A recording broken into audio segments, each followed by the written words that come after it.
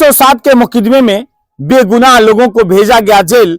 पीड़ित पक्ष पहुंचकर पुलिस अधीक्षक कार्यालय पे लगाई न्याय की गुहार।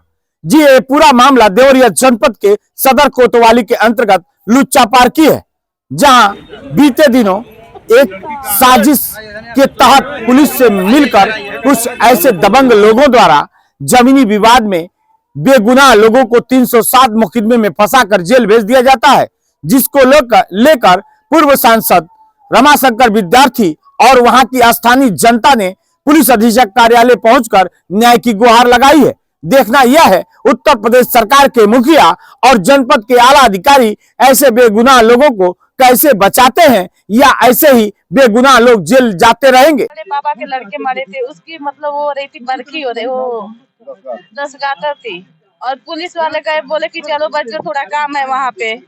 बच्चे वहाँ अनजाने में आ गए, वो बोले कि चलो कुछ बात नहीं है, हम बस सुन के चले आएंगे। इन लोगों ने धोखे से बैठा लिया। धोखे से बैठाने के बाद 307 का मुकदमा दर्ज कर दिया। ना कोई झगड़ा हुआ, ना कोई मार हुआ। झगड़ा हुआ होता तो कोई देखा तो जरूर होता, लेकिन कोई नहीं जानता। सारे गांव वाले हमारे यही सब हैं। क्यों किया गया है? क्यों ये करा? हमारे खेत के चलते, जो मेरे पापा बेच दिए थे पहले, ठीक है, नशे के हालत में, पैसे भी नहीं दिए इन लोगों ने धोखे से। पुलिस से भी बातचीत हुई, पुलिस कोई कार्रवाई नहीं कर रहे हैं सब। हमें इंसाफ चाहिए। पुष्पा देवी। देखिए, मामला ये है, पूरा गांव ये कहने आया है कि जब हमारे गांव में घटना ही नहीं हुई तो फिर पीड़ित पर 307 का एफआईआर कैसे हो गया।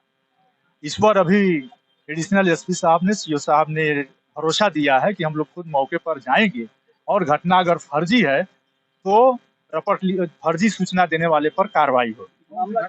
घटना यह है, कोतवाली थाने का एक गांव है रुच्चापार। वहां पर एक रामधार नाम का राजभर था जो बहुत शराब पीता था। उससे 30 कट्ठा जमीन, बैतालपुर जो मेन रोड पर जमीन है बैतालपुर में, 30 डिसमिल जमीन लिखवाई गई, लेकिन बाउंड्री 38 डिसमिल का हो गया। उसके 2 छोटे बच्चे जब सयाने हुए हैं तो उस 8 डिसमिल जमीन के कब्जे के लिए उन सबों ने एसडीएम और संबंधित न्यायालयों में मुकदमा दाखिल कर दिया। वाद दाखिल कर दिया तो भूमाफिया ने, जिसने 30 डिसमिल जमीन लिखाकर 38 डिसमिल कब्जा किया है, उसने इनको पुलिस से अरेस्ट कराने का एक जुगाड़ बनाया और एक फर्जी घटना दिखाया कि हमारे ऊपर इन बच्चों ने हमला कर दिया। 13 तारीख की घटना दिखाकर और 307 की एफआईआर हो गई, जबकि ये पूरे गांव की महिलाएं उसी गांव की रहने वाली हैं, ये गांव के लोग उसी गांव के रहने वाले हैं। इनका कहना है 307 की वहां पर एनसीआर स्तर की भी घटना नहीं हुई है। तो इसमें जांच का आश्वासन एसडीएम साहब और सीओ साहब, ये एसपी साहब और सीओ साहब ने दिया है। तो इस तरह से मेरा कहना यह है कि पुलिस के आड़ में भूमाफिया अगर गरीबों की जमीन कब्जा करने लगेंगे तब तो गरीब कहाँ का होगा। उसके दोनों बच्चे, एक 18 वर्ष का बच्चा जो ये, हम ये चाहते हैं कि घटना की निष्पक्ष जांच हो और जांच कराकर ऐसे कुकर्म करने वाले लोगों पर कार्रवाई हो जो फर्जी मुकदमे लिखवाने की हिम्मत रखता हो। और मैं मांग करता हूं कि जहां घटना हुई वहां सीसीटीवी कैमरा लगा हुआ है, सीसीटीवी कैमरे में घटना नहीं दिख रही है।